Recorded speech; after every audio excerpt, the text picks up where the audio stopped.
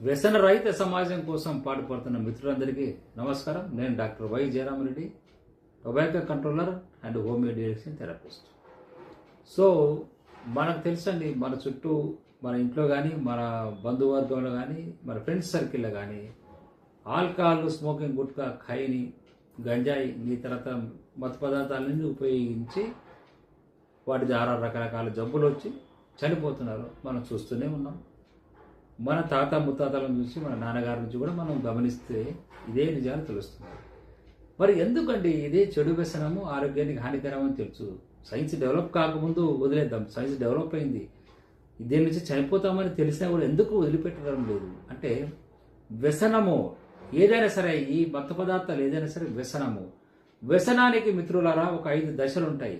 మీ ఇంట్లో మీ హస్బెండ్ కానీ, మీ పిల్లలు కానీ వ్యసనాలకు అలవాటు పడి ఉంటే ఏ దశలో ఉన్నాడో గుర్తించండి. ఈ వ్యసనానికి 5 దశలు ఉంటాయి. సో ఈ వ్యసనాలలో ఫస్ట్ దశ వచ్చేసి డినైల్ అంటే, మీరు అన్నారు అనుకోండి తాగుతున్నాం అంటే, లేదు నేను ఆల్కహాల్ అలవాటు లేదు, సిగరెట్ అలవాటు లేదు. డినైల్ అంటే ఒప్పుకోకపోవడం, నేను బానిసని ఒప్పుకోకపోవడం, నాకు ఏ అలవాటు లేదు అని చూపించడం డినైల్ స్టేజ్ ఫస్ట్. సెకండ్ వచ్చేసి యాంగర్.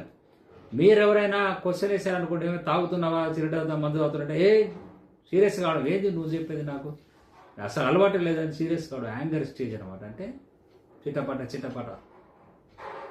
3 డిప్రెషన్ అంటే, మీరు ఏదైనా అడిగారనుకో, అవునండి అలవాటు ఉంది, వదిలేస్తాను, ఇప్పుడు వదిలేను, జనవరి 1 నుంచి వదిలేస్తా, లేదా బర్త్డే నుంచి వదిలేస్తా, లేదా పండుగ నుంచి వదిలేస్తా, ఇలా పోస్ట్పోన్ చేసుకుంటూ పోవడం depression stage. So 4th is a bargaining అంటే, ఒక 10 రోజులు వదిలేశారు, ఈ డిప్రెషన్ స్టేజ్ తర్వాత 10 రోజులు వదిలేస్తారు, లేదా 15 రోజులు వదిలేస్తారు, లేదా 2 రోజులు వదిలేశాడు అనుకోండి. వదిలేసినాక మళ్ళీ ఒక్కో పెగ్గు తాగుతా, ఒక్క రోజు తాగుతా అంటారు. ఎందుకంటే మళ్ళీ రిక్వెస్ట్ అనమాట, మళ్ళీ బార్గెనింగ్ అంటే మళ్ళీ బెగ్గింగే. ఈ ఒక్కరోజు తాగుతా, ఈ ఒక్కరోజు తాగి వదిలేస్తా. ఇంట్లో వాళ్ళు ఏమనుకుంటారు, సరే ఈ ఒక్కరోజు తాగి వదిలేస్తారు కదా అని ఓకే అంటారు. ఆ విధంగా మళ్ళీ కంటిన్యూ అయిపోతుంది అడిక్షన్.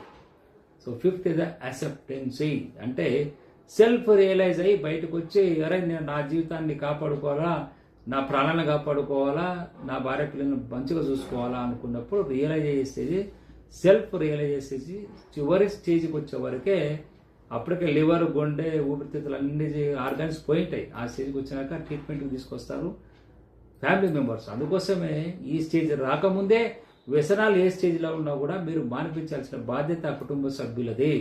కాబట్టి ఈ వీడియో ద్వారా మీరు గుర్తించాల్సింది ఏంటంటే, మీ